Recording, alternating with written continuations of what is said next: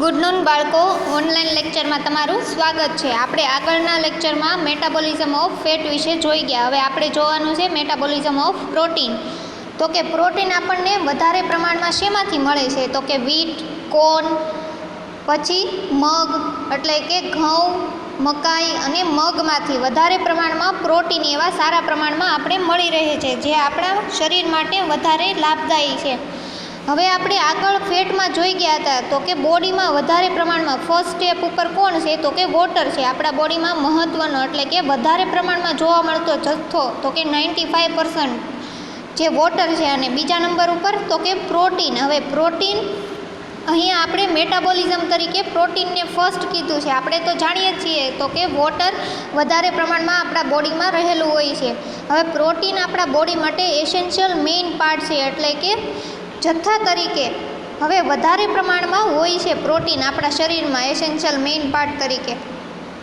એમાં બોડીમાં જે જુદા જુદા સેલ બનતા હોય છે એ સેલમાં સોલિડ પાર્ટમાં 75% પ્રોટીનના બનેલા હોય છે. સોલિડ પાર્ટ બોડીમાં જે સેલના ફરતે આવરણ હોય છે એટલે કે સોલિડનું બનેલું હોય છે તેનું 75% પ્રોટીનના બનેલા હોય છે.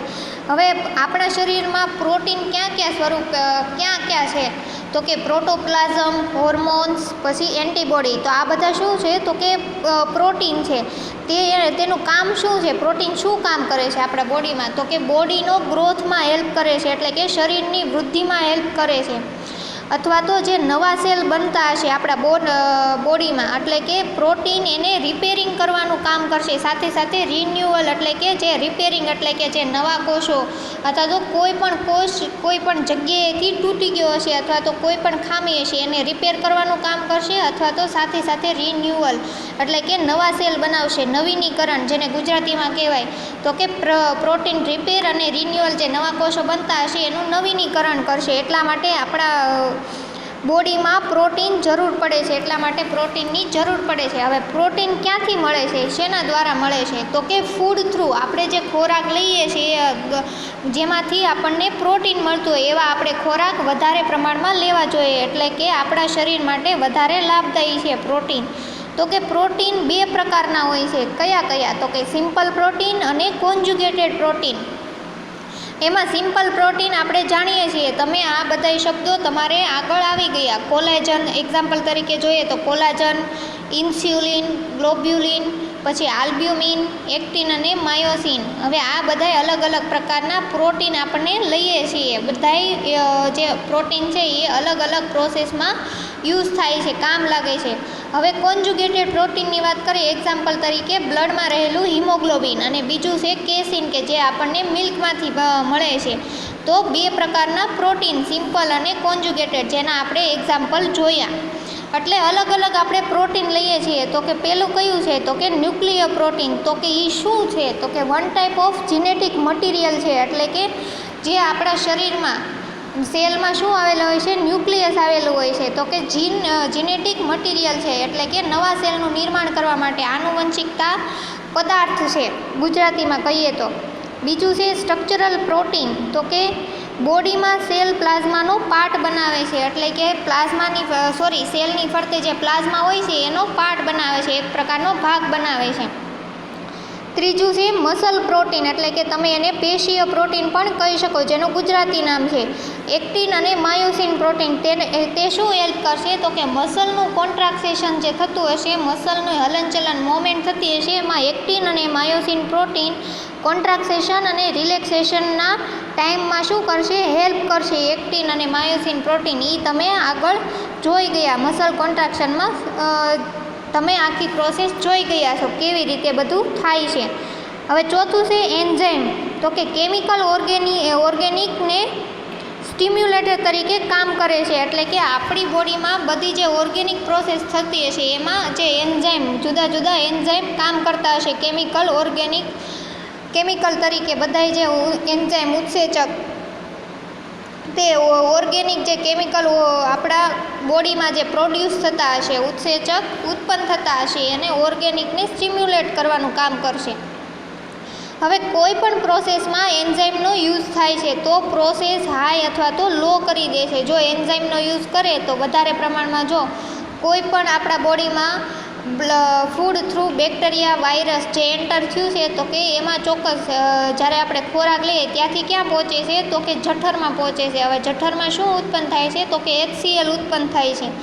એમાં જો બેક્ટેરિયા વાયરસ આપણા ફૂડ થ્રુ બોડીમાં એન્ટર થયા તો જે એન્ઝાઇમ હોય છે તે જે આખી પ્રોસેસ થતી હોય છે ફૂડની અંદર કે જેમાં જરૂરી દ્રવ્યો આપણા શરીર માટે ઉપયોગી છે તો કે એ પ્રોસેસને શું કરશે તો હાઈ કરી દે અથવા તો લો કરી દે, વધારી દે અથવા તો ઘટાડી દે છે એન્ઝાઇમ.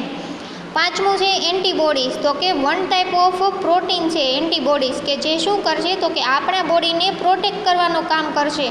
એટલે કે ઇમ્યુન સિસ્ટમ હોય તેને ઇમ્પોર્ટન્ટ રોલ પ્લે કરે છે એન્ટીબોડીઝ. એટલે કે જ્યારે આપણે કોઈ પણ ભક્ષક એટલે કે એન્ટીજન જે આપણા બોડીમાં એન્ટર થયું તો જે આપણા બોડીમાં ઉત્પન્ન થશે એન્ટીબોડી તે શું કરશે તો કે બોડીને પ્રોટેક્ટ કરવાનું કામ કરશે. જે આપણી ઇમ્યુન સિસ્ટમ હશે એમાં ઇમ્પોર્ટન્ટ રોલ પ્લે કરશે અથવા તો આપણને બોડીને રક્ષણ આપશે જે એન્ટીજન આપણા બોડીમાં એન્ટર થયું છે એની સામે. છઠ્ઠું છે બ્લડ પ્રોટીન. તો કે બ્લડ પ્રોટીન તરીકે જાણો છો ફાઇબ્રિનોજન. તો કે બ્લડ પ્રોટીન બ્લડ ગંઠાઈ જવાની ક્રિયામાં ફાઇબ્રિનોજન જે પ્રોટીન છે એ વધારે મહત્ત્વનું છે. એટલે કે રુધિર વહેતું અટકાવી દે છે ફાઇબ્રિનોજન પ્રોટીન. બીજું છે ગ્લોબિન કે એ શું કરે છે તો કે O2ના ટ્રાન્સપોર્ટમાં હેલ્પ કરે છે. એટલે કે O2 CO2નું ટ્રાન્સફોર્મેશન જે પ્લાઝમા ટિશ્યુમાં અને બ્લડમાં થાય છે. O2 CO2નું રેસ્પિરેશન જે તમે આગળ જોઈ ગયા. હવે જોઈએ તો કે આપણે એક એનિમલની વાત કરીએ અથવા તો તેના બોડીમાં અલગ અલગ સેલમાં અલગ અલગ પ્રોટીન હશે. એટલે કે જે એનિમલ સેલની આપણે વાત કરીએ અથવા તો એનિમલ બોડીમાં જે સેલ અથવા તો હ્યુમન બિંગની વાત કરીએ તો કે એમાં સેલમાં જે ઉત્પન્ન થતા પ્રોટીન કેવા હશે જુદા જુદા હશે. હવે એક્ઝામ્પલ તરીકે જોઈએ તો કે કાર્બોહાઈડ્રેટ, ફેટ અથવા તો લિપિડ તો કે એ બધા અલગ અલગ હશે જે સેલમાં ઉત્પન્ન થતા પ્રોટીન. તો કે પ્રોટીનનું મેટાબોલિઝમ વધારે ઇમ્પોર્ટન્ટ છે જે આપણા શરીર માટે વધારે લાભદાયી છે. હવે એમાં જોઈએ પ્રોટીન એનાબોલિઝમ તો કે શું છે તો કે ઇન્ટેસ્ટાઇન જે એનાબોલિઝમ શેમાં થાય છે તો કે ઇન્ટેસ્ટાઇન ફૂડ ટ્રેક જેને આપણે ફૂડ ટ્રેક કહીએ છીએ કે ઇન્ટેસ્ટાઇનમાં જ્યાં ખોરાક પહોંચે છે અને સંગ્રહ થાય છે ત્યાં શું થાય છે તો કે ઇન્ટેસ્ટાઇનમાં ખોરાકનું એટલે કે ત્યાં શું ઉત્પન્ન થતું હશે પ્રોટીનનું એનાબોલિઝમ કે જે ખોરાક આપણે લીધેલો છે એના નાના નાના ટુકડામાં વિભાજિત થશે. ત્યાં શું થશે તો કે પ્રોટીન ડાયજેસ્ટ થાય છે ઇન્ટેસ્ટાઇનમાં એ ફૂડ ટ્રેક જેને આપણે કહી શકાય. હવે તેના પછી પ્રોટીન ડાયજેસ્ટ થયા બાદ એ શેમાં કન્વર્ટ થશે તો કે એમિનો એસિડમાં કન્વર્ટ થશે એટલે કે બને છે પ્રોટીન એમિનો એસિડ બને છે. એટલે કે જો તમને નીચે પ્રોસેસ આપેલી છે હવે એ બધા શું છે એમિનો એસિડ બન્યા તે મોનોમર છે. હવે આ મોનોમર 20 થી 24 મળીને એમિનો એસિડ બનાવે છે. એટલે કે એકબીજા સાથે મળીને શું બનાવે છે એમિનો એસિડ બનાવે છે જે આપણને એક પાર્ટ અથવા તો ફૂડ થ્રુ મળે છે અથવા તો જે તમે ફૂડ લીધું હોય essential amino acid 10 part through એટલે કે અનએસેન્શિયલ થ્રુ આપણને ઓલ એટલે કે બધા સેલમાંથી આપણને વધારે પ્રમાણમાં પ્રોટીન મળી રહે છે. હવે તમે જોઈ શકો છો કે આ જે પ્રોસેસ છે કે પ્રોટીનનું એનાબોલિઝમ. હવે પ્રોટીનનું એનાબોલિઝમ બે પ્રકારે પ્રોસેસ થયેલી છે એટલે કે જુદા જુદા.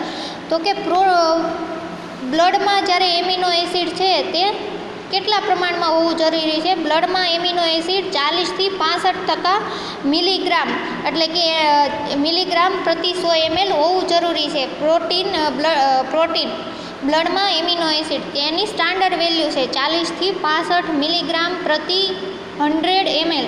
હવે જ્યારે ફૂડનું ડાયજેશન અને એબ્ઝોર્પ્શન થાય છે ઇન્ટેસ્ટાઇનમાં પ્રોટીનનું ત્યારે આપણે કર્યું કે એમિનો એસિડ લીવર સેલમાં જાય છે. ત્યાંથી શું થાય છે જ્યાં એમિનો એસિડ ઇન્ટેસ્ટાઇનમાં હશે પ્રોટીનનું ડાયજેશન થઈ ગયું પછી શેમાં કન્વર્ટ થઈ જાય છે એમિનો એસિડમાં. તો કે એમિનો એસિડ લીવર સેલમાં જાય છે અને લીવર સેલમાંથી ક્યાં જાય છે બ્લડમાં અને બ્લડમાંથી ટિશ્યુમાં જાય છે. હવે શું થાય છે આગળ પ્રોસેસ તો કે બોડીના દરેક સેલ પ્રોટીનનું ફોર્મેશન કરીને પ્રોટીન સિન્થેસિસ એટલે કે સંશ્લેષણની પ્રક્રિયા શરૂ થશે કે બોડીમાં જ્યારે શું કીધું કે એમિનો એસિડ બની ગયું ત્યાંથી એમિનો એસિડ લીવર સેલમાં ગયા લીવર સેલમાંથી બ્લડ અને બ્લડમાંથી શેમાં ગયા ટિશ્યુમાં. હવે આ ટીસ્યુમાં જે એમિનો એસિડ ગયા ત્યાં બોડીના દરેક સેલમાં પ્રોટીનનું શું થશે, ફોર્મેશન થશે અને ત્યાં પ્રોટીનના સંશ્લેષણની પ્રક્રિયા ચાલુ થશે. એમાં શું થશે તો કે એમાં જે જુદી જુદી ઓર્ગેનલ્સ હશે, અંગિકાઓ હશે, એ બધી પાર્ટિસિપેટ કરશે, એટલે કે ભાગ લેશે. બધાનું જુદું જુદું કાર્ય હશે પ્રોટીન સંશ્લેષણમાં. જેમ કે endoplasmic reticulum, Golgi body, lysosome, એ બધી અંગિકાઓ પ્રોટીનના સંશ્લેષણમાં ભાગ લેશે અને એક કોમ્પ્લેક્સ કેમિકલ રિએક્શન બની જશે. એટલે કે આ જે આખી પ્રોસેસ છે એ કોમ્પ્લેક્સ કેમિકલ રિએક્શન બની જશે. હવે પ્રોટીન સિન્થેસિસ એ ક્યાં થાય છે તો કે લિવિંગ સેલ માટે ઇમ્પોર્ટન્ટ હોય છે. પ્રોટીન સિન્થેસિસ જે પ્રોટીનનું સંશ્લેષણ થાય છે તે લિવિંગ સેલ માટે કેવી હોય છે, જીવંત કોષો માટે વધારે લાભદાયી હોય છે, ઇમ્પોર્ટન્ટ. હવે એક્ઝામ્પલ તરીકે જોઈએ આપણે તો કે હ્યુમન બિંગ. હવે હ્યુમન બિંગનો આપણે કોઈ પણ એક સેલ લઈ લઈએ અથવા તો એક સેલમાં 2000 જેટલા એન્ઝાઇમનું શું થાય છે, સિન્થેસિસ એટલે કે સંશ્લેષણ થાય છે એક જ સેલમાં 2000. હવે તમે વિચારો કે આપણા બોડીમાં કેટલા સેલ આવેલા હશે, કેટલા સેલથી આપણું બોડી બનતું હશે. તો કે એક સેલમાં 2000 જેટલા એન્ઝાઇમનું સિન્થેસિસ થાય છે, તો બધાય સેલમાં કેટલા પ્રકારના ટોટલ કેટલા એન્ઝાઇમનું સિન્થેસિસ થતું હશે. હવે એનાબોલિઝમમાં બે પ્રોસેસ જોવા મળે છે. પહેલી છે રિવર્સિબલ સ્ટોરેજ અને બીજું છે ડિટર્મિનેટ પ્રોસેસ. એટલે કે રિવર્સિબલને આપણે કહીએ પ્રતિવર્તી સંચય અને બીજું છે સુનિશ્ચિત એટલે કે ડિટર્મિનેટ પ્રોટીન સિન્થેસિસ. હવે એમાં રિવર્સિબલ સ્ટોરેજ જોઈએ તો કે જે એમિનો એસિડ આપણે પ્રોટીન જે એમિનો એસિડમાં કન્વર્ટ થયું તો એમાં લીવર સેલ બ્લડમાંથી એમિનો એસિડ લઈને થોડા સમય માટે શું કરશે, સ્ટોરેજ કરશે બ્લડમાં એમિનો એસિડને અને ત્યાં ફોર્મ થઈને શું બનાવશે, સિમ્પલ પ્રોટીન બનાવશે. એટલે કે જે આપણે પહેલાં જોયું હતું તમને સિમ્પલ પ્રોટીન મળશે. અને સિમ્પલ પ્રોટીન તો કે શું થશે તો કે એમિનો એસિડની જે ક્વોન્ટિટી બ્લડમાં કેવી હશે, ઓછી હશે. એટલે કે સિમ્પલ પ્રોટીન આપણને મળી ગયું કે જે બ્લડમાં સ્ટોરેજ કરેલું અને સ્ટોરેજ કરેલું જે એમિનો એસિડ છે એ ફોર્મ થઈને સિમ્પલ પ્રોટીનમાં પાછું આપણને કન્વર્ટ થઈને મળશે. હવે ત્યાં શું થશે તો કે લાઇસોસોમ એક્ટિવેટ થઈને ફરીથી શેમાં કન્વર્ટ થશે તો કે એમિનો એસિડમાં કન્વર્ટ થશે. હવે બીજું જોઈએ તો કે ડિટર્મિનેટ પ્રોટીન સિન્થેસિસ. તો કે એ એનિમલ સેલમાં બ્લડમાં જે એસેન્શિયલ એમિનો એસિડ હશે એને લઈ લેશે. એટલે કે જે બ્લડમાં એમિનો એસિડ હશે એસેન્શિયલ તે એનિમલ સેલમાંથી લઈ લેશે. હવે નોન એસેન્શિયલ એમિનો એસિડનું સંશ્લેષણ જાતે જ થઈ જાય છે અથવા તો પ્રોટીન અને એન્ઝાઇમ હશે જે અલગ અલગ બનેલા હશે અથવા તો બનાવે છે પ્રોટીન અને એન્ઝાઇમ. એ શું કરશે, એનું કાર્ય શું કરશે તો કે બોડીનો ગ્રોથ વધારવાનું અથવા તો રિપેર કરવાનું અથવા તો નવા સેલ બનાવવાનું, જે આપણે આગળ જોઈ ગયા. હવે બીજું છે કેટાબોલિઝમ ઓફ પ્રોટીન. તો કે હવે એનાબોલિઝમ જોયું તો કે કેટાબોલિઝમ ઓફ પ્રોટીન. હવે પ્રોટીન ડિફ્યુઝ થઈને આપણને એનર્જી મળે છે વધારે પ્રમાણમાં. એ પણ બે પાર્ટમાં ડિવાઈડ છે તો કે ડીએમિનેશન અને ટ્રાન્સ એમિનેશન. તો કે એમાં પહેલાં જોઈએ ડીએમિનેશન શું છે તો કે ડીએમિનેશન જે પ્રોસેસ છે એ લીવર સેલમાં થાય છે. હવે લીવર સેલમાંથી બોડી સેલ તો કે બોડી સેલમાં ત્યાંથી બ્લડમાંથી જે એસેન્શિયલ એમિનો એસિડ હશે તે લઈ લેશે અને જેટલા બચી ગયેલા જે એમિનો એસિડ હશે એને ક્યાં પહોંચાડી દેશે તો કે બ્લડ થ્રુ પાછા લીવર સેલમાં પહોંચાડી દેશે. જો તમને નીચે પ્રોસેસ આપી છે તો કે બોડી સેલમાંથી બ્લડમાંથી એસેન્શિયલ એમિનો એસિડનું શું થશે, જે લીવરમાં પહોંચાડી દેશે બચેલા એમિનો એસિડ એનું ઓક્સિડાઇઝ થશે, ઓક્સિડાઇઝ એન્ઝાઇમ. એટલે કે ત્યાં લીવર સેલમાં પ્રોસેસ ચાલુ થશે ઓક્સિડેશનની અને ફરીથી એમિનો ગ્રુપ અને કાર્બોક્સાઇલ ગ્રુપ બંને છૂટા પડશે, ડિવાઈડ થશે અને એમિનો ગ્રુપમાંથી એમોનિયા બનશે અને કાર્બોક્સાઇલ ગ્રુપમાંથી શું બનશે, કીટો એસિડ બનશે, જે તમને દર્શાવ્યું છે. જો તમને પ્રોસેસ આપેલી છે તો કે પ્રોટીન તો કે ઇન્જેસ્ટેડ વિથ ફૂડ ઇન ઇન્ટેસ્ટાઇન, કે જ્યારે આપણે ઇન્ટેસ્ટાઇન થ્રુ પ્રોટીન એમાં શું થશે, પ્રોટીનનું ડાયજેશન થશે, ત્યારે હાઇડ્રોલિસિસ થ્રુ એમિનો એસિડમાં કન્વર્ટ થશે ઇન્ટેસ્ટાઇનમાં. ફરીથી એમિનો એસિડનું શું થશે, એબ્ઝોર્પ્શન એટલે કે શોષણ થશે, અને શોષણ થઈ અને બ્લડમાં ક્યાં જશે ત્યાંથી, તો કે બ્લડમાં એમિનો એસિડ ભળશે. હવે ટ્રાન્સપોર્ટેશનની પ્રક્રિયા થશે અને ફરીથી બે ભાગમાં વિભાજિત થઈ છે, કેટાબોલિઝમ એન્ડ એનાબોલિઝમ. કેટાબોલિઝમ જે આપણે પ્રોસેસ જોઈએ ક્યાં થશે, તો કે લીવર સેલમાં. તો કે લીવર સેલમાં જે કેટાબોલિઝમની પ્રોસેસ થાય છે એ ફરીથી બે પાર્ટમાં વિભાજિત છે. શેમાં, તો કે એમિનો એસિડ કે જે લીવર સેલ, ત્યાં શું થશે લીવર સેલમાં એમિનો એસિડનું, તો કે પ્રોટીન સિન્થેસિસ થશે. હવે એમિનો એસિડનું લીવર સેલમાં પ્રોટીન સિન્થેસિસ થયા બાદ ડીએમિનેશન થશે. હવે ડીએમિનેશન થયા બાદ તે ફરીથી બે ભાગમાં વિભાજિત થાય છે અને ત્યાંથી ડીએમિનેશન શું થશે, તો કે એસેન્શિયલ એમિનો એસિડ લીવર સેલમાંથી એસેન્શિયલ એમિનો એસિડનું બ્લડમાંથી સંશ્લેષણ કરી અથવા તો લઈ શેમાં કન્વર્ટ કરશે, તો કે એમોનિયામાં કન્વર્ટ કરશે અને ત્યાં ઓર્નિથિન સાયકલ ચાલુ થશે એટલે કે યુરિયા સાયકલ, જે આપણે આગળ જોવાની છે. તો કે યુરિયા, હવે એમોનિયા ફરીથી શેમાં રૂપાંતરણ પામશે, યુરિયામાં, અને યુરિયા ઇન બ્લડ એટલે કે બ્લડમાં પછી યુરિયા ત્યાંથી ક્યાં જશે, તો કે બ્લડમાં જશે. અને હવે બ્લડમાં યુરિયા તો પહોંચી ગયો, હવે ત્યાંથી ક્યાં જશે, તો કે ટુ કિડની ફોર એક્સક્રીશન એટલે કે ઉત્સર્જન માટે ક્યાં જશે, કિડનીમાં. હવે એમિનો એસિડ લીવરમાં પ્રોટીનનું સિન્થેસિસ ચાલુ થઈ ગયું, ત્યાં શું થશે, બીજી પ્રોસેસ કેટાબોલિઝમની, તો કે ટ્રાન્સએમિનેશન. હવે ત્યાં ટ્રાન્સએમિનેશનમાં શું થશે, તો કે કીટો એસિડ કે જે શું થશે, કોને ઉત્પન્ન કરે છે, તો કે કાર્બોક્સાઇલ ગ્રુપ કે લીવર સેલમાં એમિનો એસિડનું ઓક્સિડેશનની પ્રોસેસ દ્વારા બે ગ્રુપમાં જે ડિવાઈડ હતા એમાં કીટો એસિડ એટલે કે કાર્બોક્સાઇલ ગ્રુપ એમાં શું છૂટું પડશે, કીટો એસિડ બનાવશે, જે બીજી પ્રોસેસ ટ્રાન્સએમિનેશનની જે પ્રોસેસ છે. હવે કીટો એસિડ ફરીથી શેમાં રૂપાંતરણ પામશે, તો કે ગ્લુકોઝમાં. હવે આપણે આ બધી પ્રોસેસ આગળ જોઈ ગયા, ગ્લાયકોલિસિસ, તો કે ગ્લુકોઝનું ફરીથી ગ્લાયકોલિસિસ પ્રોસેસ દ્વારા આપણે ગ્લુકોઝ મેળવી શકીએ છીએ અને ગ્લાયકોલિસિસની એમાંથી પાયરુવિક એસિડ ને પાયરુવિક એસિડ આગળ જઈને ફેટી એસિડમાં રૂપાંતરણ પામે છે. અને પાયરુવિક એસિડ શેમાં હોય છે, તો કે લેક્ટેટ સ્વરૂપે હોય છે. હવે પ્રોટીનનું સિન્થેસિસ સેલ પ્રોટીનમાં થાય છે અને ત્યાંથી એસિડ ક્યાં પહોંચશે, બ્લડ પ્રોટીનમાં એટલે કે બ્લડમાં પ્રોટીન પહોંચશે અને ત્યાંથી શું થશે, એમિનો એસિડ સેલમાંથી પ્રોટીન મેળવશે. એ આખી પ્રોસેસ અહીંયા ચાલુ થઈ. હવે ગ્લુકોઝનું શું થશે, તો કે જે કીટો એસિડ હશે ટ્રાન્સએમિનેશનમાં એ શેમાં થશે, તો કે ટીસ્યુ સેલમાં થશે. જે ટ્રાન્સએમિનેશનની જે પ્રોસેસ છે એનાબોલિઝમની જે પ્રોસેસ એ શેમાં થશે, તો કે ટીસ્યુ સેલમાં. અને કેટાબોલિઝમની જે ટ્રાન્સએમિનેશનમાં કીટો એસિડ જે આપણને પ્રોડક્ટ મળી એમાં જે વધારાના ફેટ સ્વરૂપે સંગ્રહ થતી, તો કે એમાં શું થશે, લિપોજીનેસિસ થશે અથવા તો ગ્લુકોનિયોજીનેસિસ પ્રોસેસ થશે, જે ગ્લુકોઝ બનાવવાની. અહીંયા તમારે પ્રોટીનનું મેટાબોલિઝમ પૂરું થાય છે. હવે આપણે આગળ પ્રોટીનની વિવિધ પ્રક્રિયાઓ દ્વારા સમજીએ. તો કે ડીએમિનેશન, ઓક્સિડેટિવ ડીએમિનેશન તો કે શું છે, તો કે પ્રોટીન પાચન થતા તે અંતે એમિનો એસિડમાં ફેરવાય છે, જે આપણે આગળ જોઈ ગયા.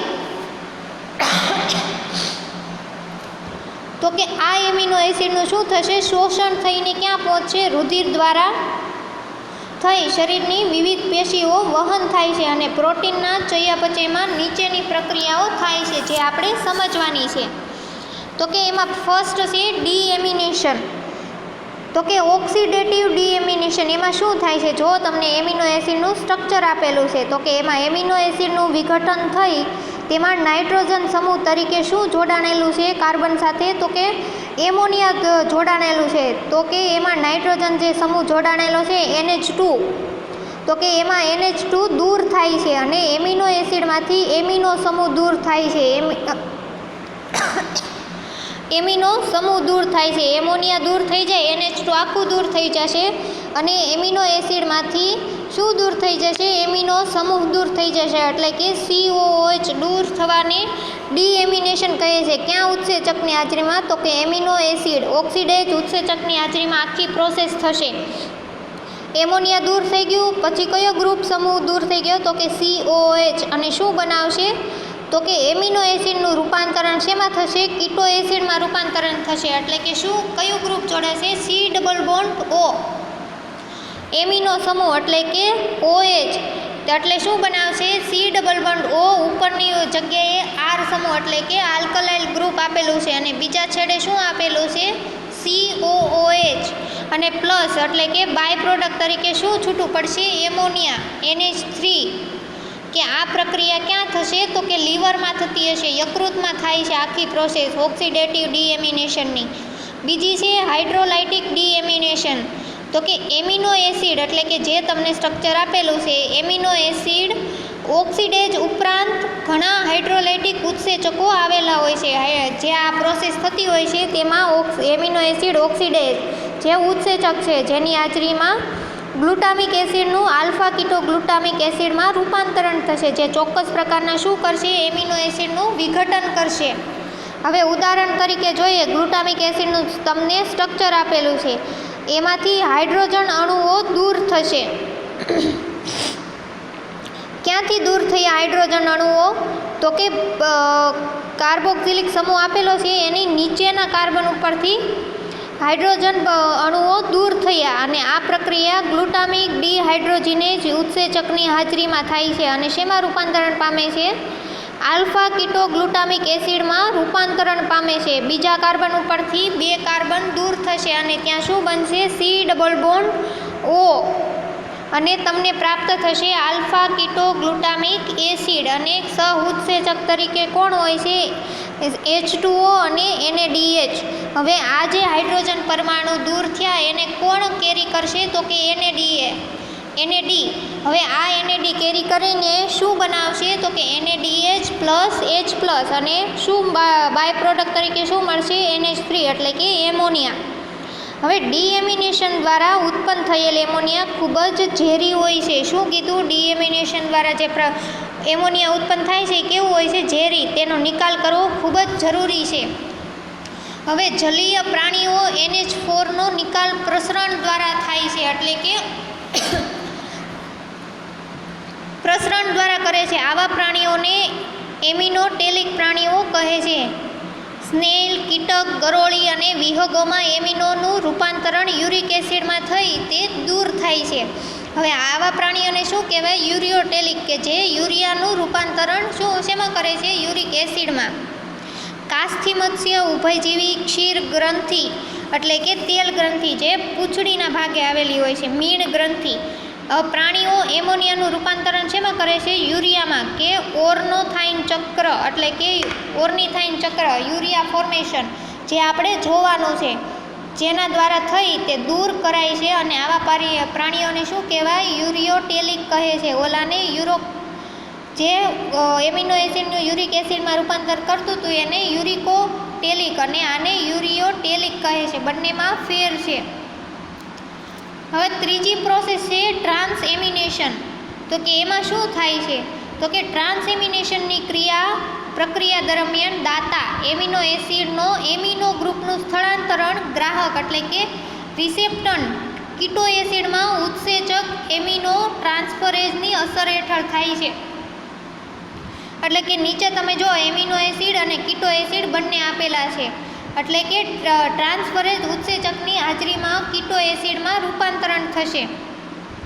અને જે બીજો કાર્બન આપેલો છે ત્યાંથી શું દૂર થશે? નાઇટ્રોજન NH2 દૂર થઈને શેમાં જોડાઈ જશે? એમિનો સમૂહ સાથે આખું કન્વર્ટ થાય છે. ટ્રાન્સફરેઝ હેઠળની આખી પ્રોસેસ થાય છે. હવે આ પ્રક્રિયામાં જે દાતા એમિનો એસિડ છે તે કીટો એસિડ બને છે અને જ્યારે ગ્રાહક કીટો એસિડ એનું ઓક્સિડ એસિડ. કેટલાક એમિનો એસિડના ઉદાહરણ નીચે મુજબ તમને આપેલા છે, એટલે કે આખી પ્રોસેસ કેવી છે? રિવર્સિબલ છે. તો કે નીચે તમને ગ્લુટામિક એસિડનું આખું સ્ટ્રક્ચર આપેલું છે અને બીજું છે એમિનો એસિડ, જો કે પાયરુવિક એસિડ. કે પાયરુવિક એસિડ આગળ શેમાં કન્વર્ટ થાય છે? તો કે ફેટી એસિડમાં. કાર્બોદિતમાંથી પાયરુવિક એસિડ આપણને મળે છે અને બંનેમાંથી રિવર્સિબલ પ્રોસેસ છે, એટલે બંનેમાંથી તમે વારાફરતી મેળવી શકો છો ફરી વખત. અને ગ્લુટામિક એસિડ શેમાં રૂપાંતરણ પામશે? તો કે આલ્ફા ગ્લુટારિક એસિડ કાર્બોદિત એટલે કે પહેલું જે સ્ટ્રક્ચર છે એટલે કે COOH પછીના ત્રીજા કાર્બન ઉપરથી શું દૂર થશે તો કે નાઇટ્રોજનનો અણુ એમોનિયાનો અણુ દૂર થશે અને એમોનિયાનો અણુ દૂર થઈને શું બનાવશે ત્યાં શું જોડાઈ જશે તો કે કીટો સમૂહ કીટો એસિડ જોડાઈ જશે જે એમિનો એસિડનું આપણને આપેલું છે અને નાઇટ્રોજન અણુ દૂર થઈને ક્યાં જોડાશે તો કે આપણને એમિનો એસિડનો એક અલગ અણુ બનશે. અને બીજું ઉદાહરણ તરીકે એસ્પાર્ટિક એસિડ આપેલું છે જે તમે આકૃતિમાં જોઈ શકો છો. હવે ટ્રાન્સમિસાઇલેશનમાં આપણે જોવાનું છે ફોર્મેશન ઓફ યુરિયા તો કે ઓર્નિથિન સાયકલ કેવી રીતે થાય છે. હવે આ ઓર્નિથિન સાયકલ ક્યાં થતી હશે તો કે આ ચક્ર ચયાપચયની જ્યારે ક્રિયા થતી હોય પ્રોટીનનું જ્યારે ડાયજેશન થતું હોય ઇન્ટેસ્ટાઇનમાં ત્યારે ઓર્નિથિન સાયકલની પ્રોસેસ થતી હોય છે એટલે કે આ ચક્રને ચયાપચયની ક્રિયામાં જોવા મળે છે. ત્યાં ઓર્નિથિન સતત બનતું રહે છે એટલે કે યુરિયા યુરિક એસિડ હવે અલગ અલગ પ્રકારના ઉત્સેચક હોય છે જે યુરિયા યુરિક એસિડની બધાને બનાવે છે અને તેનો ઉપયોગ વારંવાર થતો રહે છે. આ પ્રક્રિયાથી શું બને છે યુરિયા બને છે એટલા માટે તેને ઓર્નિથિન સાયકલ કહેવાય છે. હવે આ પ્રક્રિયાને ક્રેબ્સ યુરિયા સાયકલ પણ કહી શકો તમે. હવે યુરિયા એ નાઇટ્રોજિનસ પેસ્ટનું ઉત્પાદન છે નકામું એટલે કે યુરિયા એ નાઇટ્રોજન દ્વારા ઉત્પાદન થતી એની પેસ્ટ છે. તેઓ એમોનિયાને ઓક્સિનેશન અને ટ્રાન્સએમિનેશન દ્વારા તેને યુરિયામાં ફેરવે છે. હવે તમે જુઓ આકૃતિમાં તો કે એમોનિયા NH3+CO2 એટલે કે એસ્પાર્ટિક એસિડ તરીકે અને આયન તરીકે શું એડ થશે Mg+2 તો કે કાર્બામાઇલ ફોસ્ફેટ સિન્થેટેઝમાં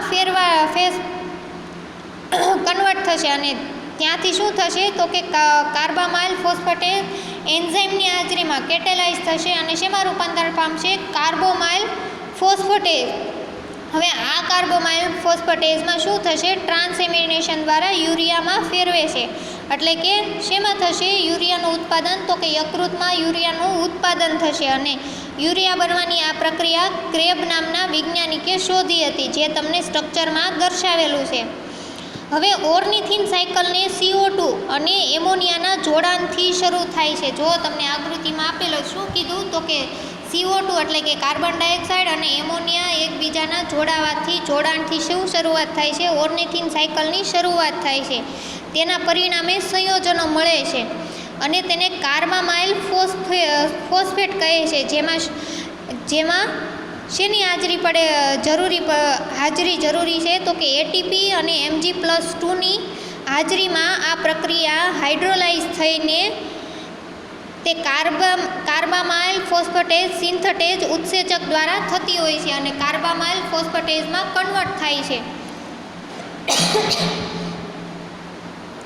જે તમને નીચે પ્રોસેસ દર્શાવેલી છે તો કે બીજો તબક્કામાં કાર્બામાઇલ ફોસ્ફેટેઝ ઓર્નિથિનનો સાથે પ્રક્રિયા કરીને જ્યારે કાર્બામાઇલ ફોસ્ફેટેઝ છે તે શું થશે ઓર્નિથિન સાથે પ્રક્રિયા કરશે અને પ્રક્રિયા કરીને શેમાં કન્વર્ટ કરશે અને ફોસ્ફેટેઝ ઇનઓર્ગેનિક કાર્બન તરીકે આપણને એક ફોસ્ફેટનો અણુ દૂર થશે અને પ્રક્રિયા કરીને શું બનાવશે સિસ્ટ્રુલિન બનાવશે અને ઇનઓર્ગેનિક ફોસ્ફેટ બનાવશે જે રિમૂવ થશે ઇનઓર્ગેનિક ફોસ્ફેટ તમને બનાવ્યો છે. હવે એસ્પાર્ટિક એસિડ તો કે ત્રીજા તબક્કામાં સિસ્ટ્રુલિન એ એસ્પાર્ટિક એસિડ સાથે પ્રક્રિયા કરીને શું બનાવશે પ્રોજીનોસક્સિનિક એસિડ એટલે કે આર્ગિનોસક્સિનિક એસિડ બનાવશે. સિસ્ટ્રુલિન એસ્પાર્ટિક એસિડ સાથે પ્રક્રિયા કરીને આર્જિનોસક્સિનિક એસિડ બનાવશે. હવે આર્જિનોસક્સિનેજ એન્ઝાઇમ જે કેટેલાઇઝ થઈને જે આપણને મળી કન્વર્ટ થઈને તો ફ્યુમેરિક એસિડ સાથે પ્રક્રિયા કરી અથવા તો એન્ઝાઇમ પ્રક્રિયા કરીને આર્જિનાઇન બનાવશે. હવે શું કરશે આર્જિનાઇન બનાવશે અને ફ્યુમેરિક એસિડ બનાવશે જે પ્રક્રિયામાં શું થશે વિભાજન થશે અને આર્જિનોસક્સિનેજ ઉત્સેચક દ્વારા શેમાં કન્વર્ટ થશે તો કે ફ્યુમેરિક એસિડમાં અને છેલ્લા તબક્કામાં આર્જિનાઇનનું વિભાજન થઈ ઓર્નિથિન અને યુરિયામાં રૂપાંતરણ થાય છે જે હવે પછી જરૂરી કાર્બોમાઇલ ફોસ્ફેટનો અણુ લઈને ઓર્નિથિન સાયકલનું પુનરાવર્તન ચાલુ થાય છે અને આવી રીતે જ્યારે પ્રોટીનનું ડાયજેશન થતું હોય ત્યાં ઇન્ટેસ્ટાઇનમાં ત્યારે ઓર્નિથિન સાયકલ વારંવાર ચયાપચયમાં ચાલુ રહેશે. અહીંયા તમારે મેટાબોલિઝમ ઓફ પ્રોટીન પૂરું થાય છે ફિઝિયોલોજીનું ચોથું યુનિટ.